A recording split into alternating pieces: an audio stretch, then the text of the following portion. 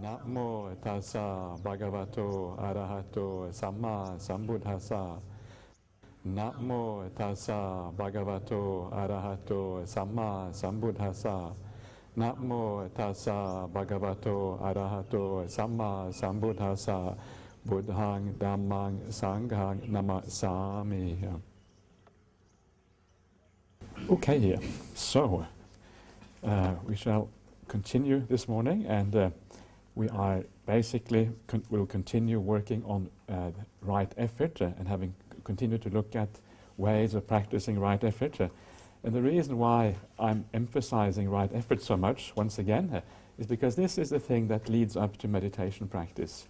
So if you get the right effort right, then there's a much bigger chance of actually having success in meditation afterwards. So this is why I want to emphasize this. And this couple of suttas today are quite simple suttas, and they're quite straightforward. And often I have to admit I like the simple suttas, because the simple suttas, they give an easy message. It's easy to follow. There's usually very little difficulty in interpretation. We can understand them quite easily. So sometimes it's very handy to have a few simple suttas that you can apply in your ordinary life to improve the practice, so to speak. So the first one of these is called removing resentment. In other words, removing anger or ill will is basically what this is about. So it goes as follows. There the Venerable Sariputta addressed the bhikkhus. Friends, bhikkhus. Friend, those bhikkhus replied. The Venerable Sariputta said this. And the first thing which is interesting here is, of course, that in those days the bhikkhus addressed each other as friend, avuso. And even if somebody was more senior, they actually called each other by avuso. These days, if a monk is more senior, you normally call the monk Bhante. But in those days, there was more kind of almost equality in the Sangha. And the only person who was called Bhante was the Buddha himself. Everybody else were just on friendly terms. So it looks like the Sangha has become more kind of hierarchical and more kind of vertical in a sense over the centuries after the passing away of the Buddha. Anyway, friends, there are these 5 ways of removing resentment by which a bhikkhu should entirely remove resentment when it has arisen towards anyone. What 5? Here a person's bodily behavior is impure, but his verbal behavior is pure. One should remove resentment toward such a person. A person's verbal behavior is impure, but his bodily behavior is pure. One should remove resentment toward such a person. A person's bodily behavior and verbal behavior are impure, but from time to time he gains an opening of the mind, placidity of the mind. One should also remove resentment toward such a person. A person's bodily behavior and verbal behavior are impure, and he does not gain an opening of the mind, placidity of the mind from time to time. One should also remove resentment toward such a person. A person's bodily behavior and verbal behavior are pure, and from time to time he gains an opening of the mind, a placidity of the mind. One should also remove resentment toward such a person. So here, this is just the summary of the sutta.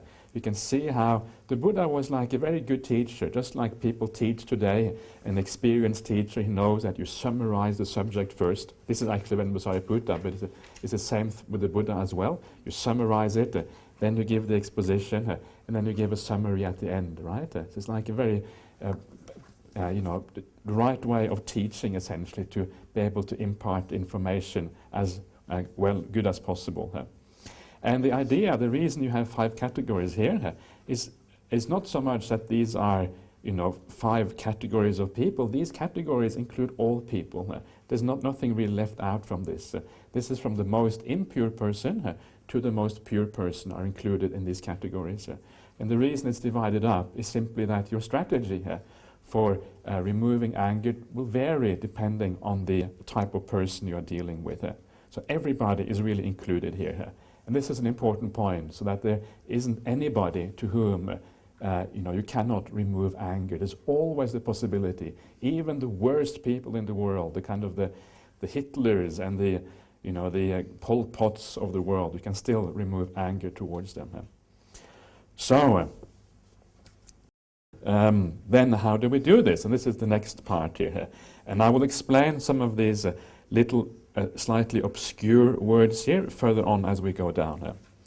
How, friends, should resentment be removed toward the person whose bodily behavior is impure, but whose verbal behavior is pure? Suppose a rag-robe-wearing bhikkhu sees a rag by the roadside. He would press it down with his left foot, spread it out with his right foot, tear off an intact section, and take it away with him. So too, when a person's bodily behavior is impure, but his verbal behavior is pure, on that occasion one should not attend to the impurity of his bodily behavior, but should instead attend to the purity of his verbal behavior. In this way, resentment toward that person should be removed. And this is, the typical thing of human beings. You will find it's very easy. Most people have some flaws, and many people, particularly good people who practice the Buddhist path, they will also have many good qualities.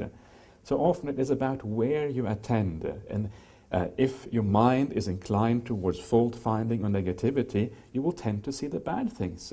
But if your mind is inclined towards friendliness and metta, you will tend to see the good things. So this is a way of learning how to develop the mind in that friendliness, in that kindness, and move away from the negativity and the fault-finding here.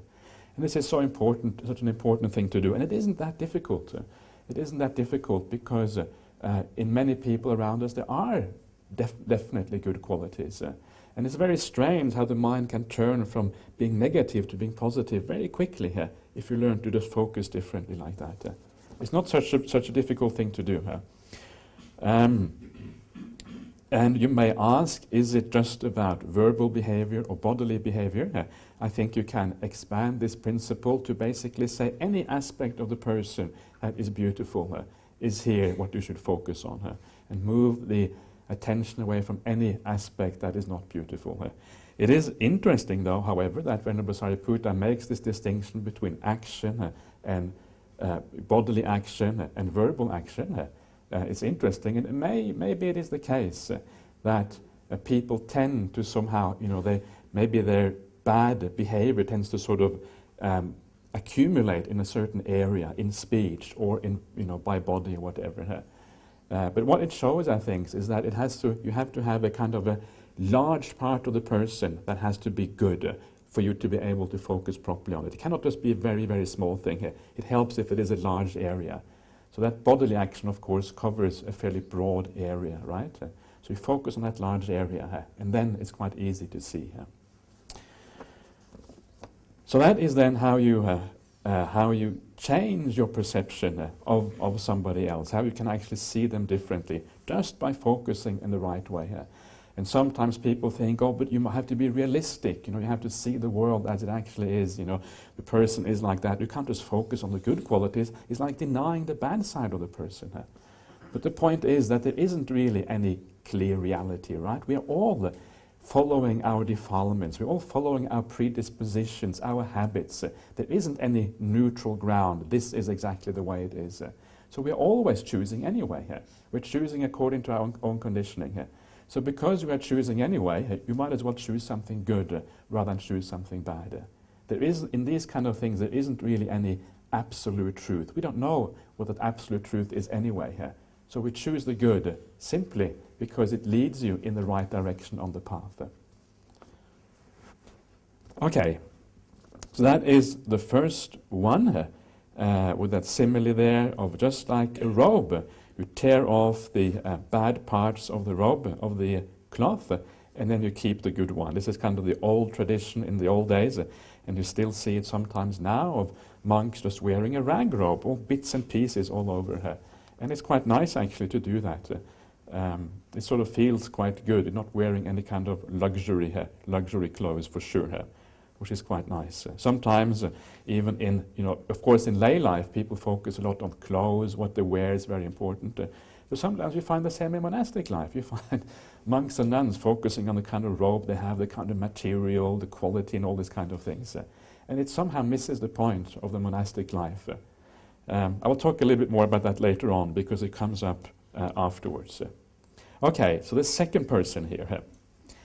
How, friends, should resentment be removed towards the person whose verbal behavior is impure, but whose bodily behavior is pure? Suppose there is a pond covered with algae and water plants. A man might arrive afflicted and oppressed by the heat, weary, thirsty, and parched. He would plunge into the pond, sweep away the algae and water plants with his hands, drink from his cupped hands, and then leave. So too, when a person's verbal behavior is impure, but his bodily behavior is pure, on that occasion one should not attend to the impurity of his verbal behavior, but should instead attend to the purity of his bodily behavior.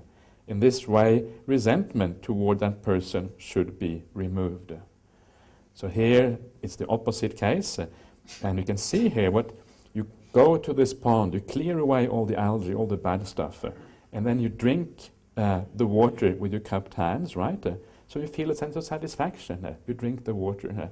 This is part of the idea here of purifying yourself. When you see the good side in somebody else, you feel a sense of satisfaction inside. You feel better, just like somebody drinking the water and quenching their thirst. Okay, number 3. How, friends, should resentment be removed towards the person whose bodily behavior and verbal behavior are impure, but from time to time gains an opening of the mind, placidity of the mind?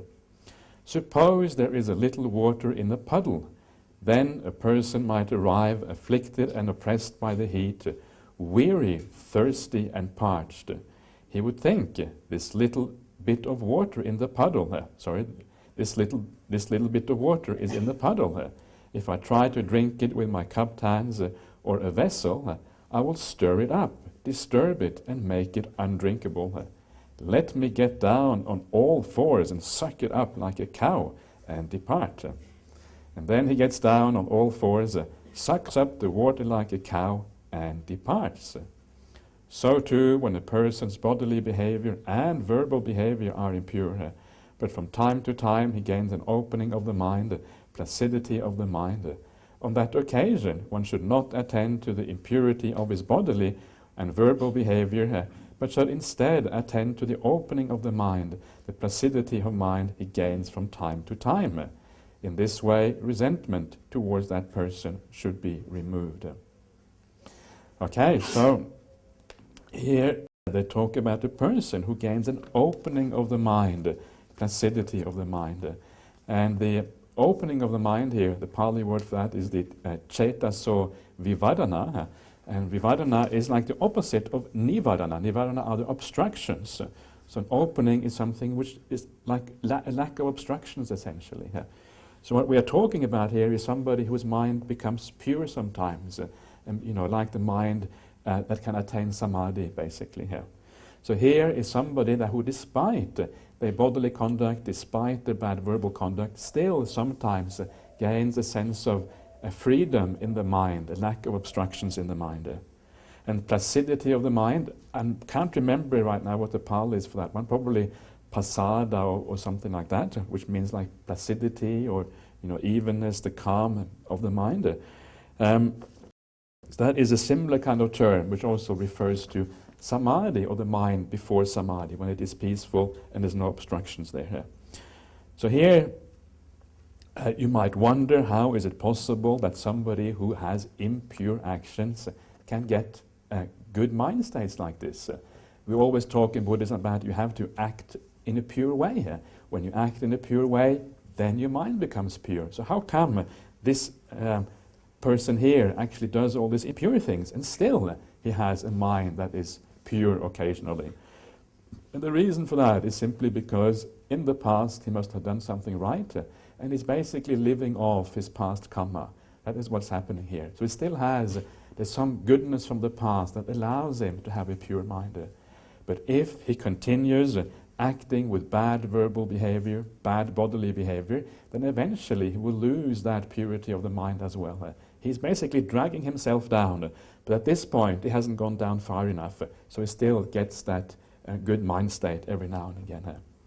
So we should focus on that mind state that he gets every now and again. How do you know that somebody has a good mind state? How do you know that somebody has this cetaso vivadana, the lack of obstructions in the mind? How can we know that? And the way you know that is basically when you have lived with somebody for a long time, particularly, you know their character, right? You know from external appearance whether they sometimes are peaceful, whether they sometimes are calm, and you know roughly what their mind state is like. This is actually one of the ways that the Buddha talks about. In one of the ways of reading somebody's mind is just to look at somebody's behavior. And from looking at the behavior, you can be fairly certain about their mind state behind that. So this is, it sounds almost strange, but actually we do this all the time, right? We say, this person is angry.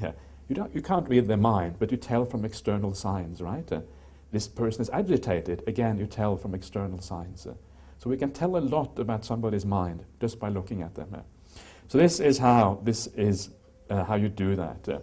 And then you have this nice simile. Again, the person who is oppressed by heat, just like in the previous one, weary, thirsty, and parched. This is like you have a fault-finding mind, right? If you have a fault-finding mind, you see the fault in somebody else. This is like being oppressed, pressed by the heat. You're weary, tired, thirsty, etc. And then you see the opportunity to get rid of that fault-finding mind. You find a small puddle. You find a tiny little area of this person that is beautiful. And that is the puddle, this small little area.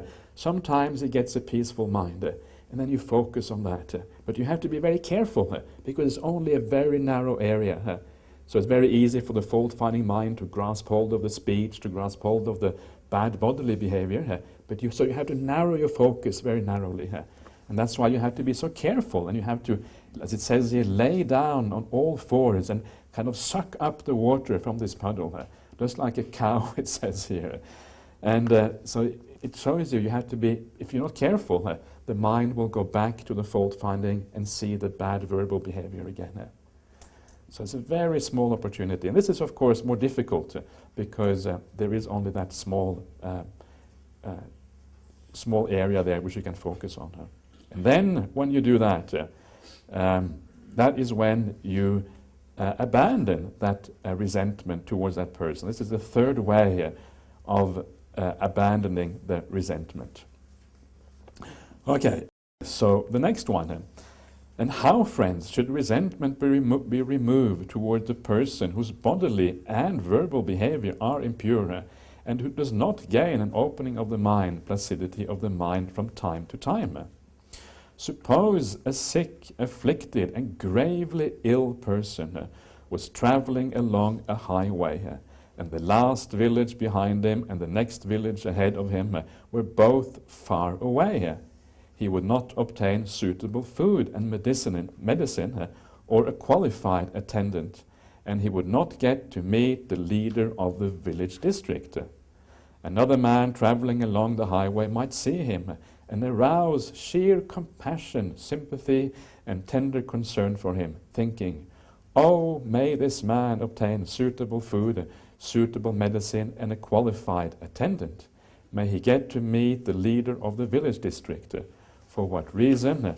So that this man may not encounter calamity and disaster right here." So too, when a person's bodily and verbal behavior are impure, and he does not gain from time to time an opening of the mind, placidity of the mind, on that occasion one should arouse sheer compassion, sympathy, and tender concern for him, thinking, "Oh, may this venerable one abandon his bodily misbehavior and develop good bodily behavior. May he abandon verbal misbehavior and develop good verbal behavior. May he abandon mental misbehavior and develop good mental behavior. For what reason? So that with the breakup of the body after death, he will not be reborn in the plane of misery, in a bad destination, in the lower world, in hell. In this way, resentment towards that person should be removed." So here we have this really dodgy character who does all, all kind of dodgy things. And of course there are people like that in the world. So we have to take those into account as well. So when somebody is really, not a very good person, it is very easy to get upset with people like that. Very easy, because you cannot really see anything good in them.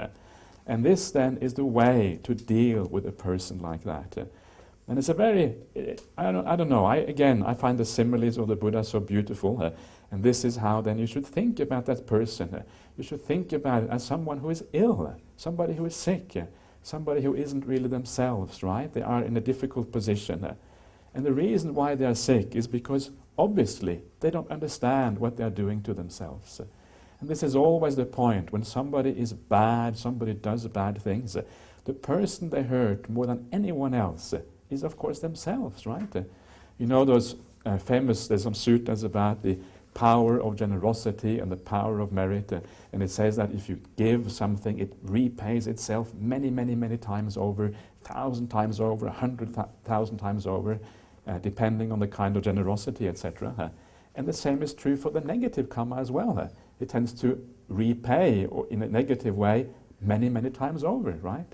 So we may reap a little bit of trouble from that person, but they themselves reap it far, far more than anyone else.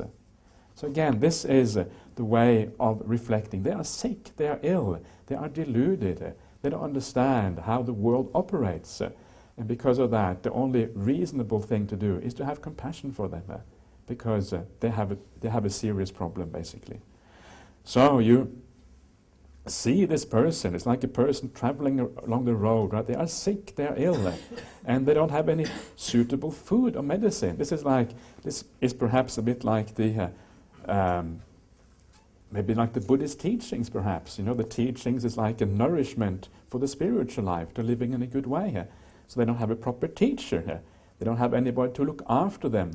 This again is the idea of the sarana. The sarana is a refuge. So the Buddha is like a person who looks after us, right? Who has compassion for us and says, this is the way to practice, this is not the way to practice. So you have somebody who is, in a sense, looking after you.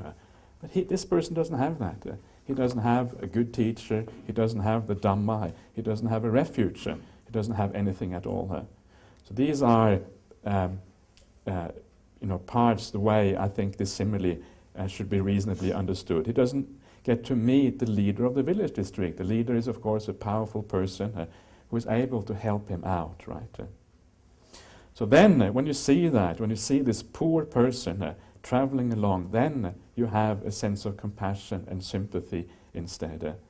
So again, it is all about focus. If you focus on poor me, this person is disturbing my life, if you focus on yourself, that is when ill will arises. But if instead of focusing on yourself, you actually consider the other person instead, then compassion arises. So how can you avoid focusing on yourself?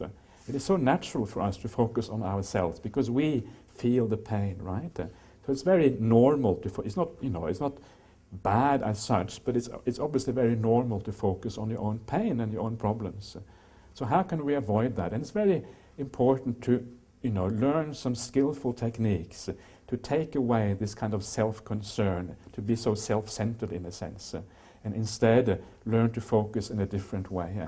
And one of the very simple ways of not focusing on ourselves is simply to remind ourselves that this is the way the world is.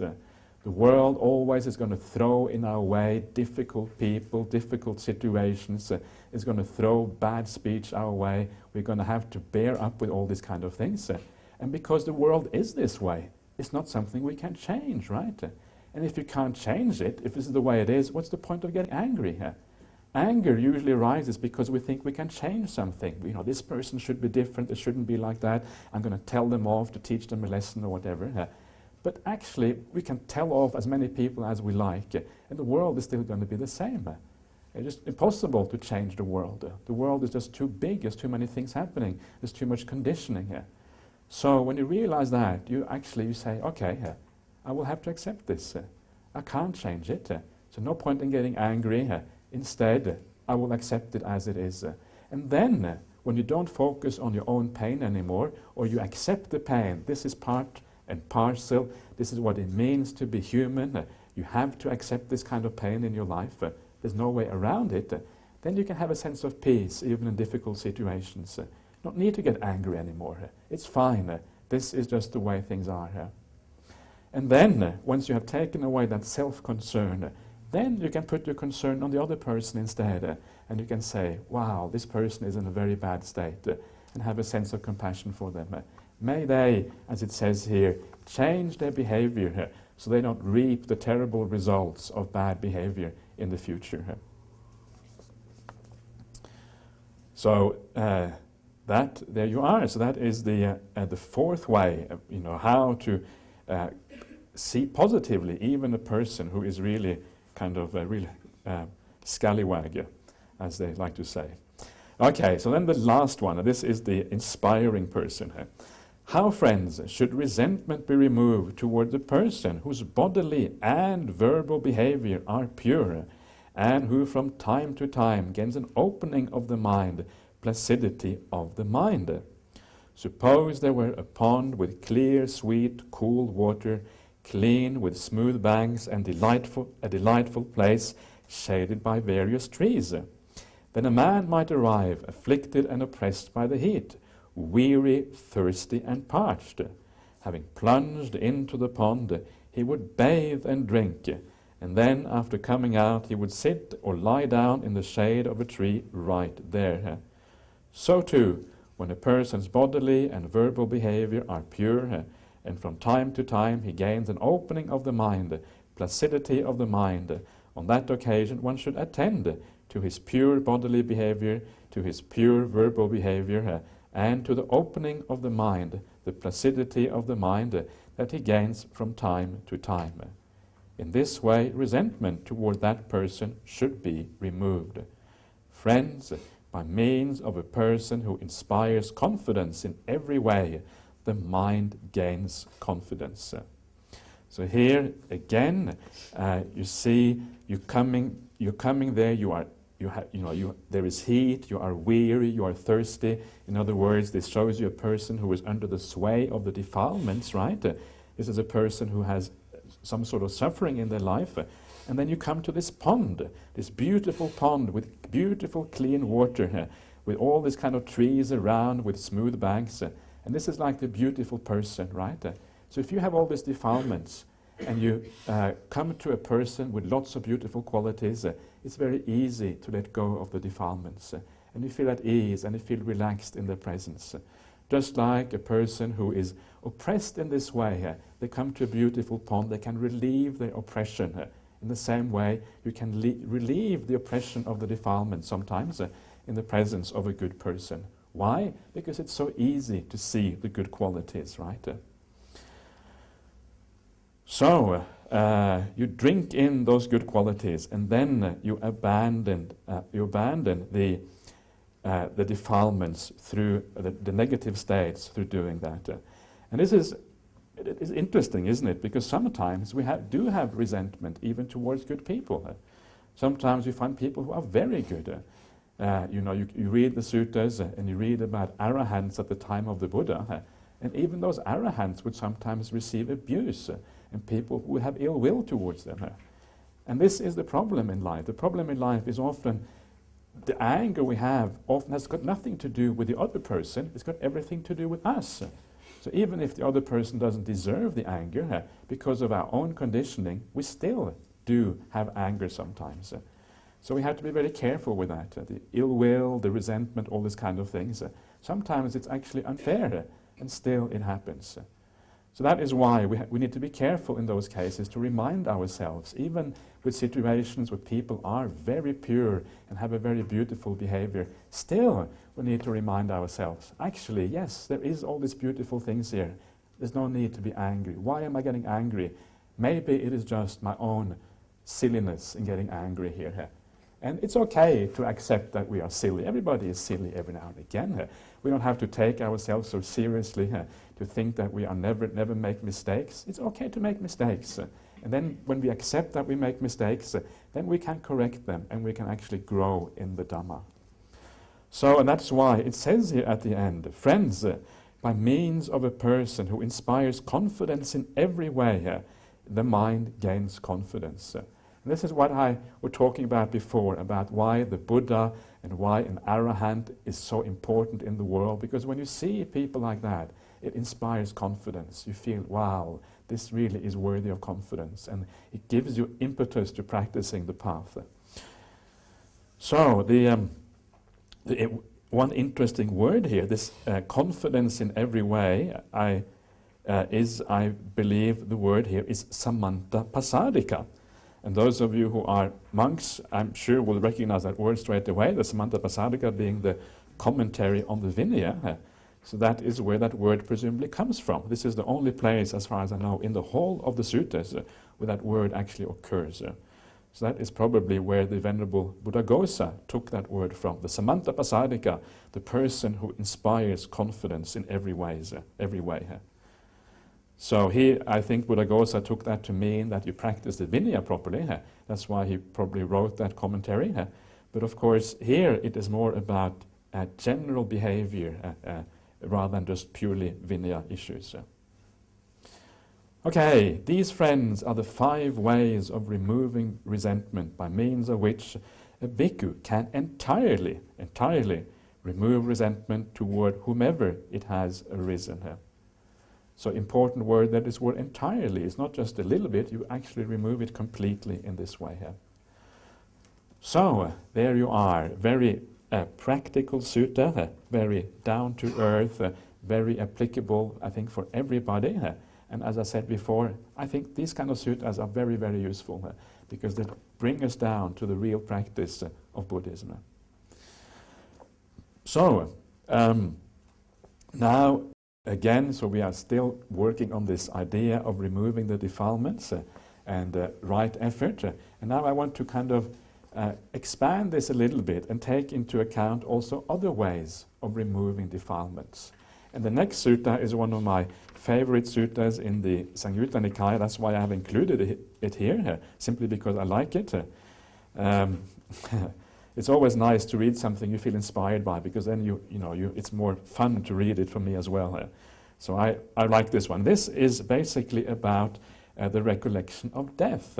And the recollection of death is a very important part of the Buddha's teachings. He talks about, it's called in Pali, it's called Maranasati, or it's called Maranasanya. Maranasati means recollection of death. Maranasanya means perception of death. I think they are largely interchangeable. They mean roughly the same thing here. And it is a very important part of the Buddhist teaching here. You find the Maranasanya, Maranasati, so many places in the suttas. And the Buddha praises it as one of those things that one should be doing a lot to establish this very strongly here. And he says that it is not just for monastics. He specifically says that this type of contemplation is also for lay followers as well, monastics and lay followers. So it is very powerful. And the thing about Maranasati, it tends to clarify what is important in life, right? If you're going to die, what are you going to do? Are you going to get upset and angry? Are you going to desire a lot of things? What's the purpose of desiring stuff if you're going to die anyway? You're not going to think about the new car you're going to buy or the new house you're going to build if you're going to die tomorrow, right? It's pointless. So it tends to kind of take away all that things that actually are, all those worldly things that are uncertain anyway. It gets rid of all that. Or if you are on your deathbed, are you going to get angry with the people around you?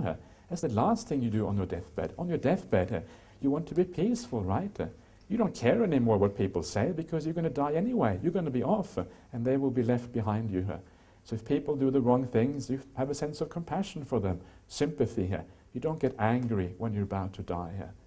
So this death contemplation is can be very, very powerful and very useful to set our priorities right, to make sure that we act in the way that is appropriate according to the Buddha's teachings. So let us see what this sutta has to say, the simile of the mountain. This happens at Savatthi.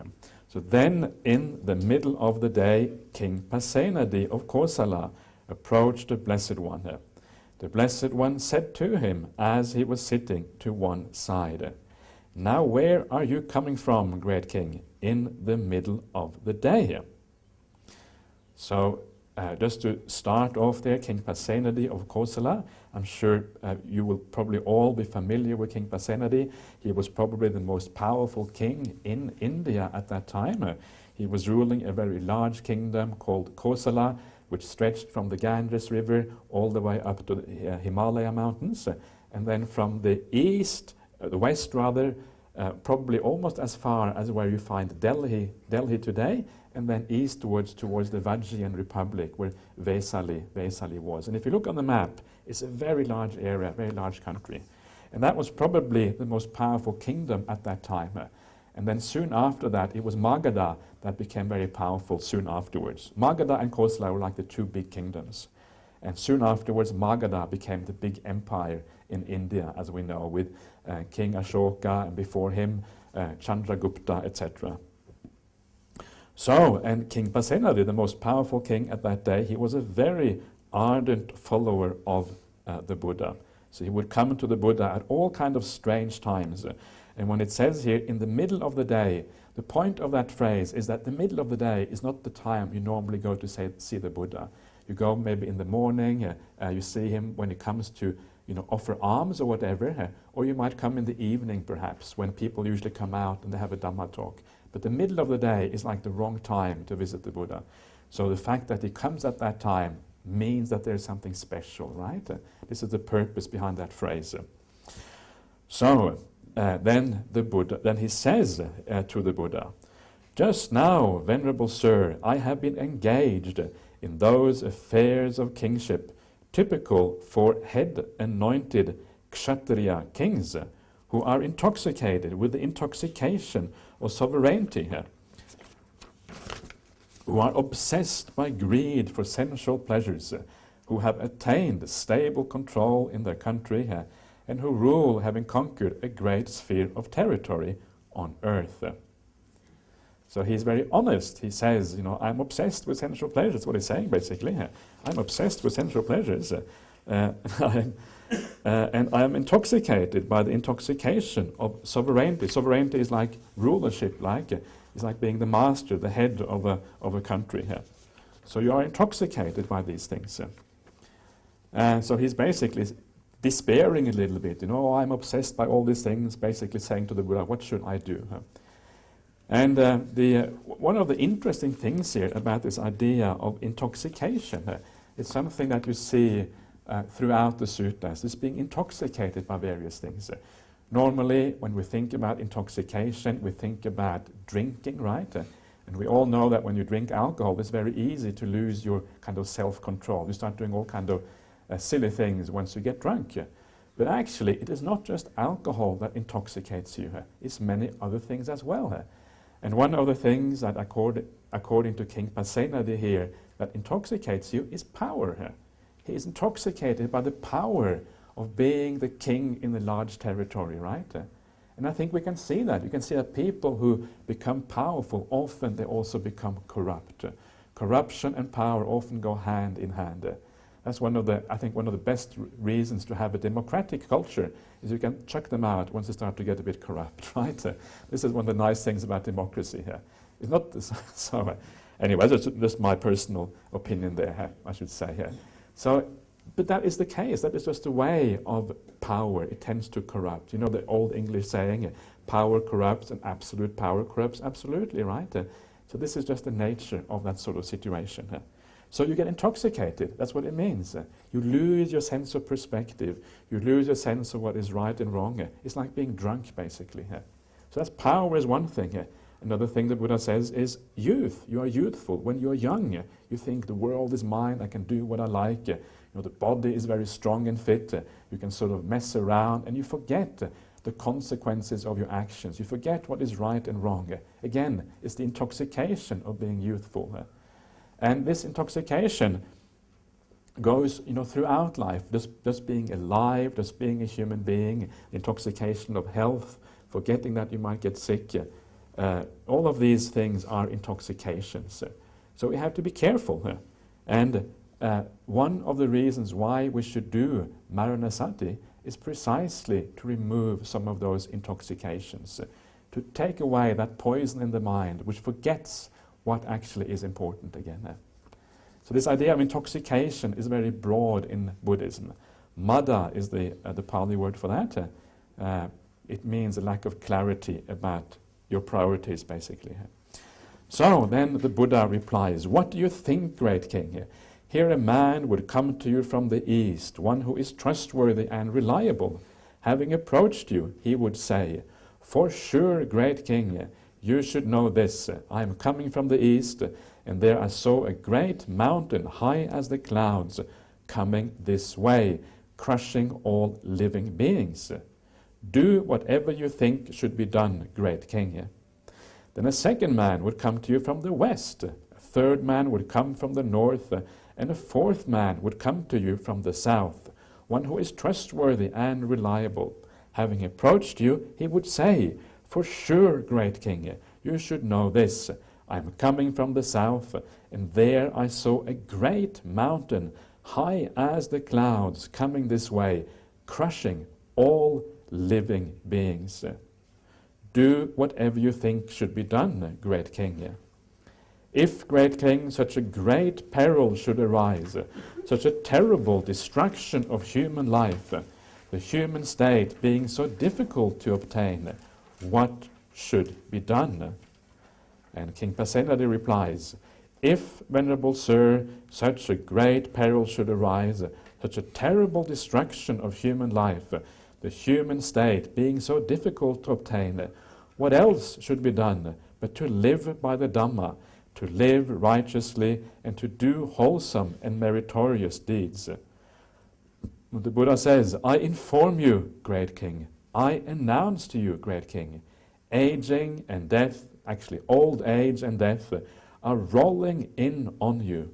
When old age and death are rolling in on you, great king, what should be done? As old age and death are rolling in on me, Venerable Sir, what else should be done but to live by the Dhamma, to live righteously, and to do wholesome and meritorious deeds?" So, there you are. The death is like these great mountains coming from all the sides, crushing all living beings. And right now, as we sit here, you can imagine these enormous mountains coming from all sides, crushing all living beings, right? Moving in our direction inexorably. One day, we are also going to be crushed by these mountains. And the thing is, you don't know how close the mountain is. Maybe the mountain is just behind you. Maybe it's right there. Maybe it is my turn tomorrow. I don't know. Maybe the mountain is there. You never know the state of your body, what can happen next.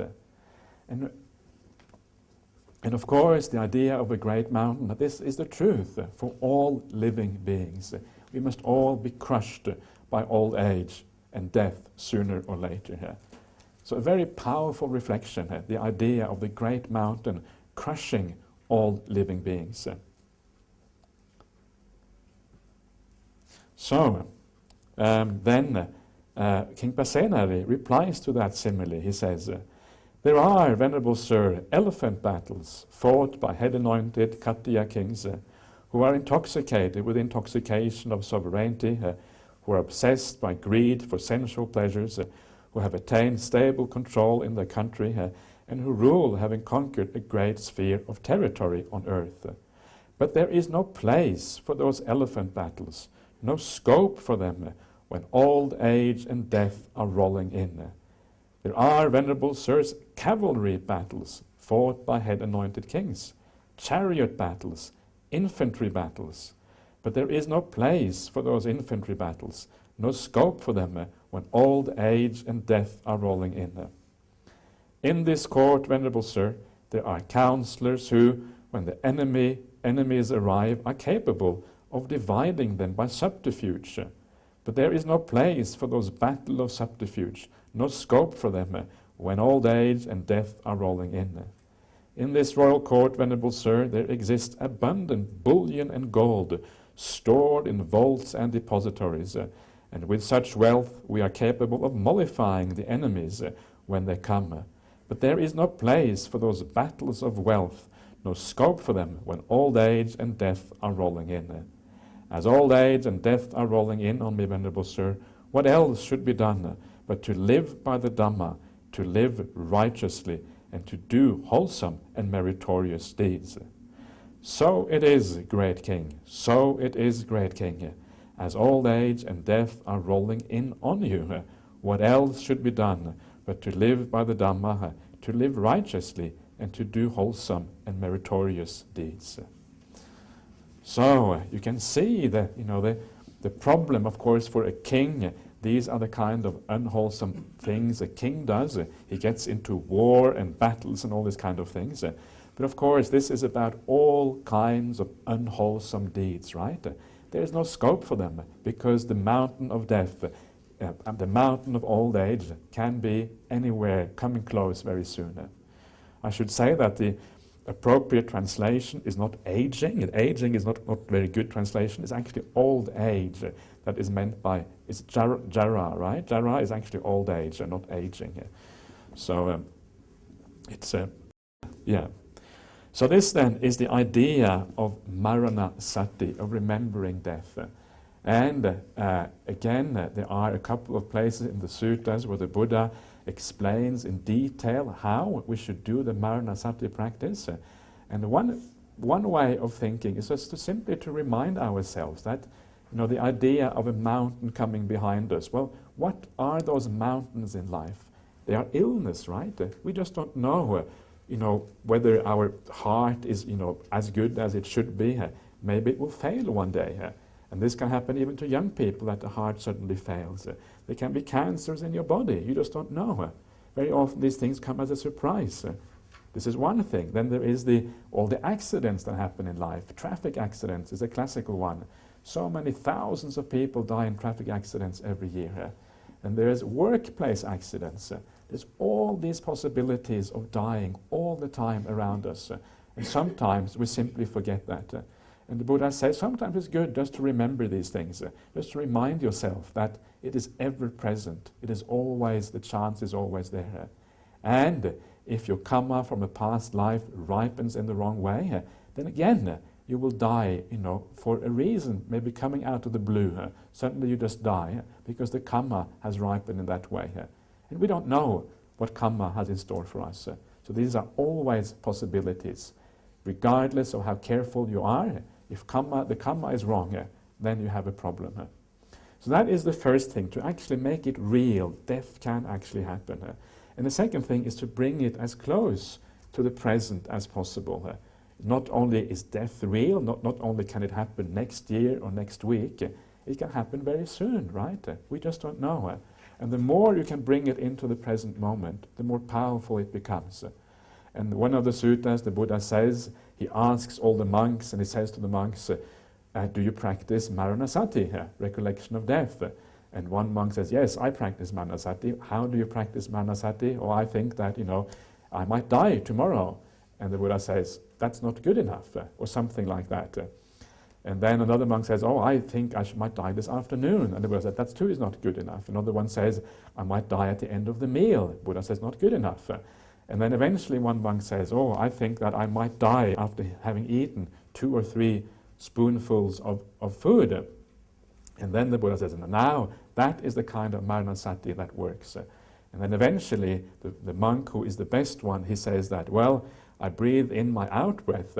I reflect, I might die on the, if I breathe in, I might die on the out-breath. If I breathe out, I might die on the in-breath. And that is the kind of the ideal of maranasati. It's very hard to reach that point, but at least try to bring it a little bit forward in time towards the present moment. Then it becomes a very powerful teaching here. So as close as possible. So how can you do that? How can you actually realistically think of yourself as dying in the present moment, or very soon anyway? Let's say you start off with thinking about dying tomorrow or next week, whatever feels comfortable for you. If you start to feel unpleasant, don't do it. Do only what feels natural and comfortable. But you try to bring it forward in time towards yourself. So how can you do that? And one of the things is always remind yourself, you're going to die anyway, right? So you might as well be prepared now. If you are not prepared now, then why will you be prepared when the situation actually happens? The only way to be prepared when death actually happens eventually is in fact to be prepared now. So remind yourself, I'm going to die. It's very nice to have a peaceful and nice death. So now is the time to be prepared for that. It's a simple reflection, but it sort of brings the reality home. Now is the time to be prepared. Not tomorrow, not next week, but now. So, those are some of the ways of making it real. The important point is to make it real, right? It can really happen. Sometimes you find, there was one person who said to me in the interview that he felt he had some attachment to the body. He said that when he feels sick, he gets concerned, right? And what that shows you is that the Maranasati hasn't really been very powerful. Because once you get sick and you then get concerned, it means that you haven't been able to make that sickness real before it actually happens. The idea is to make it real now, before it actually happens. So you bring that illness into consciousness now, as if it is happening right now. And then, when illness actually happens, then perhaps you won't be concerned, because it's already a reality for you in your mind. So if you do get concerned when you get sick, it shows you that the Maranasati hasn't been that strong. It's difficult, of course, and it's very hard to do that, and it's very easy to say these things, but to actually do it is, of course, much more difficult. But it's worth a little bit of practice to try this kind of thing. Anyway, I think that probably sums up the Maranasati quite well. And again, I want to emphasize that there are some people who feel uncomfortable with thinking about death. And that's fine. If you do feel uncomfortable, don't do it. Do other aspects of the Buddhist practice. But if you can do it and you feel comfortable with this kind of reflection, then it is very useful. Okay, so Maranasati. I'm going to finish off the morning with one short sutta. And if you move forward about one sutta, and you come to a sutta called Fools and Wise Men, just after the next one. Majjhima Nikaya 129. And this is just a very short extract. And this is one of these other suttas. I have just picked it out simply because I like it. So I hope you, I'm sure that is makes it more interesting, I hope. So this is just about, so the purpose, the reason why I have chosen this particular sutta and why I want to read it out now, because we are dealing with purification here, right? Purifying the mind, purifying the body, purifying the speech. And this talks about some of the results of doing these kind of things. And it talks about the result in a very nice kind of way here. So I will read through the whole thing. The most important part is the last paragraph, but I will read man, a true man. I think it's a sappurisa, like a superior man, if you like. But because a wise man is one who thinks good thoughts, speaks good words, and does good deeds, the wise know him thus. This person is a wise man, a sappurisa, a superior man. So this is the definition of wisdom. Wisdom is defined by goodness. It's quite nice, isn't it? A wise man feels pleasure and joy here and now in 3 ways. So this already a very important statement there, that you get pleasure and joy by being good, right? This is the kind of the importance of this. If a wise man is seated in an assembly or along a street or in a square, and people there are discussing certain pertinent and relevant matters, then if the wise man is one who abstains from killing living beings, from taking what is not given, from misconduct in sensual pleasures, from false speech, from wine, liquor, and intoxicants, which are the basis of heedlessness, the 5 precepts, right? He thinks, these people are discussing certain pertinent and relevant matters. Those things are not found in me, and I am not seen engaging in them. This is the first kind of pleasure and joy that the wise man feels right here and now. So the pertinent and relevant matters just means matters connected with the Dhamma, right? And it is said elsewhere in the suttas that when people discuss virtue, then the virtuous enjoy listening to that kind of talk. But if you are not virtuous and other people talk about virtue, you don't want to hear it because it feels uncomfortable, right? It doesn't feel nice. So the very fact that anybody who wants to listen to virtue is already somebody who has a degree of virtue in them, somebody who aspires to being kind and to be good. So that is the first one. You are happy when you realize that this is, other people talk about this and you talk about these good things. And again, when a robber culprit is caught, a wise man sees kings having many kinds of torture inflicted on him. And there's a long list of various kinds of tortures, which are quite interesting in some ways, they're quite gruesome in other ways, but you see them in many places in the suttas. Then the wise man thinks thus, because of such evil actions as those, when a robber culprit is caught, kings have many kinds of tortures inflicted on him. Those things are not found in me, and I am not seen engaging in those things.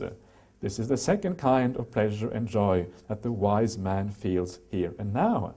In other words, you are not afraid of the consequences of your bad actions. If you do bad things, you're kind of always looking over your shoulder, always afraid that somebody might catch you, right? And then you might have tortures or imprisonment or whatever happening to you because of that. You're free from that concern, free from that worry. And then comes the last part, which I like the most, and which sometimes you read the suttas and certain passages catch your eye because you find it resonates with you, right? It may not resonate with you in the same way. We all have different passages that resonate with us. This was one that resonated with me anyway. Again, when a wise man is on his chair or on his bed or resting on the ground, then the good actions that he did in the past, his good bodily, verbal and mental conduct, cover him, overspread him and envelop him, just as the shadow of a great mountain peak in the evening covers, spreads and envelops the earth. So too, when a wise man is on his chair or on his bed or resting on the ground, then the good actions that he did in the past, his good verbal, bodily and mental conduct cover him, overspread him and envelop him. Then the wise man thinks, I have not done what is evil, I have not done what is cruel, I have not done what is wicked, I have done what is good, I have done what is wholesome, I have made myself a shelter from anguish. When I pass away, I shall go to the destination of those who have not done what is evil, who have made themselves a shelter from anguish. He does not sorrow, grieve and lament. He does not weep, beating his breast, or become distraught. This is the third kind of pleasure and joy that the wise man feels here and now.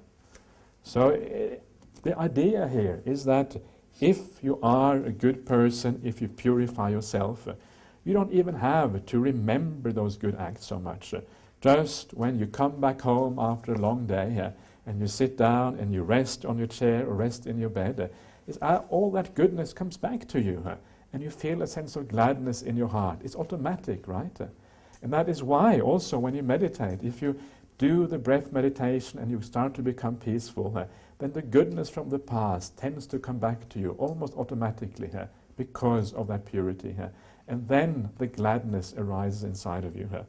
So if that doesn't happen, it means that we need to do more, we need to purify more to allow the gladness to arise inside of us. It's this idea of being completely surrounded by goodness, like the shadow of the mountain spreading, enveloping the ground. In the same way, we become covered, enveloped in our own good actions and goodness. It's not a selfish kind of idea. It's not you think, I am good. It's just a natural good feeling that happens when you do what is good. So, that is what happens. And sometimes, of course, we aid that a little bit by trying to reflect about these things in the past, but often it just happens by itself. Then, the very last one for the fools and the wise men is the wise man who has given himself over to good conduct of body, speech and mind on the dissolution of the body after death. He reappears in heaven in a happy destination, even in heaven here. So that is the last one. But for us, when we are trying to meditate, it is the middle one there, which perhaps is the most important one. The fact that this gives us a sense of joy and happiness. Okay, so that is all for this morning, and we will continue again this afternoon. So let us pay our respect together to the Buddha, Dhamma and Sangha.